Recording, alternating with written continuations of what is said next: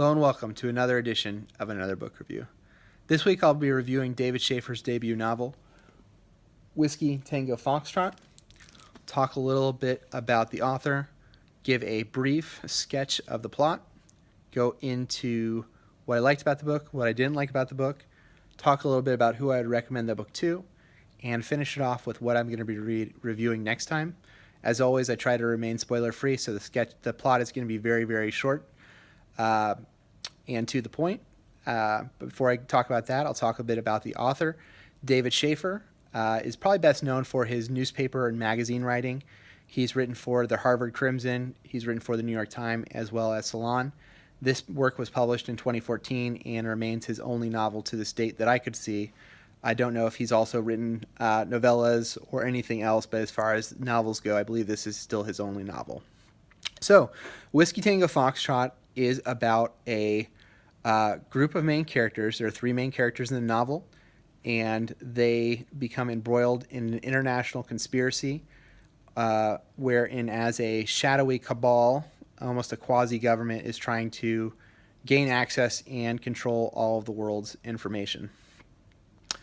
So what I liked about the book, as strange as that plot sounds, I think the plot itself, which I'll talk about a little bit about in my what I didn't care for, because it's a little bit of a double-edged sword, but I did find that the plot really propelled the novel forward in really interesting ways, which I enjoyed. I think that for me, the main selling point of this novel is the character work.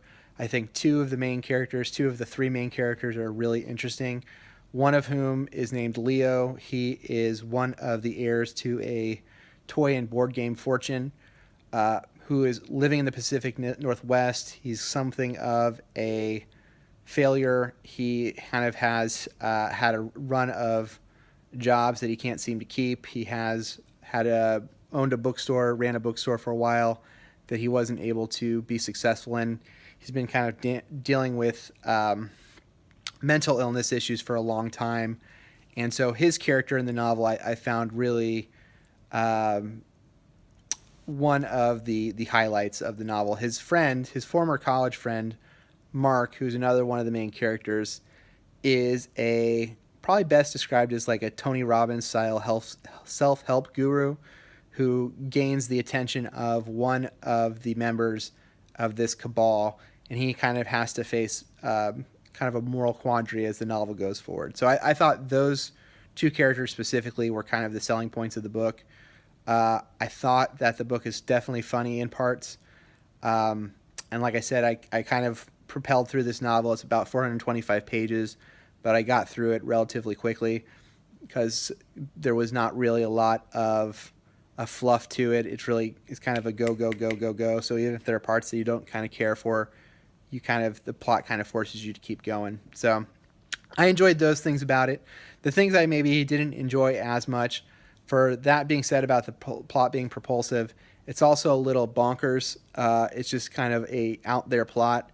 The plot is ostensibly set in modern day, and there's certain technologies that are available to some of the characters that border on the science fiction, and you have to just kind of accept that notion of it. And it, for me, was kind of difficult. Just kind of the plot in general felt like something out of a James Bond movie. So that was kind of hard to swallow. There are some characters who are very conveniently placed in the novel. They have a certain set of skills that come in very, very handy, which I found kind of, again, convenient. And there's a character specifically who I thought was going to be probably the fourth main character, who has a chapter early on in the novel, kind of drops out of the novel until the very end of the book, and I was kind of disappointed in that because that was also another character that I did enjoy. So those are the things I didn't care for. A lot of it felt to me kind of like someone writing their first book, and so there are definitely those issues as well. There are certain pacing issues. It feels like the first 4/5, the first 80% of the book have kind of one set of pace, and as the plot is kind of about to finish, the book kind of goes into like fourth gear, kind of rockets to the finish. That being said, I felt like where the book ended for the overall main plot of the book was fine. I felt, though, that they could have probably used an epilogue to wrap up some of the other threads, subplots, and other kind of emotional threads in the novel. But I am interested to see what the author will do next. I thought it was a good first novel. I think there are definitely things to recommend about it. I think, like I said before, it is definitely an enjoyable book. It's actually probably the wrong season for it because it kind of felt more like a beach read. But if you go in with that mindset, I think you'll be pleased by it.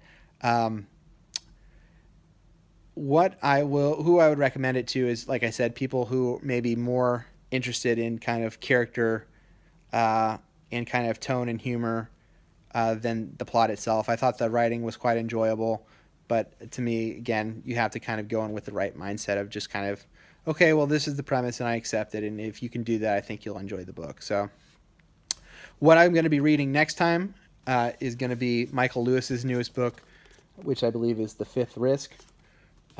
Should be putting that video up next week. It's a relatively short novel, so I should be getting through it pretty quickly. I always enjoy Michael Lewis's stuff. So until next time, please feel free to like the video. If you feel there was something missing, please feel free to comment. If you feel strongly about this book one way or the other, please feel free to leave a comment. If there's other books that you recommend, either this author has written and I don't know about or similar books, please feel free to comment in the comment section.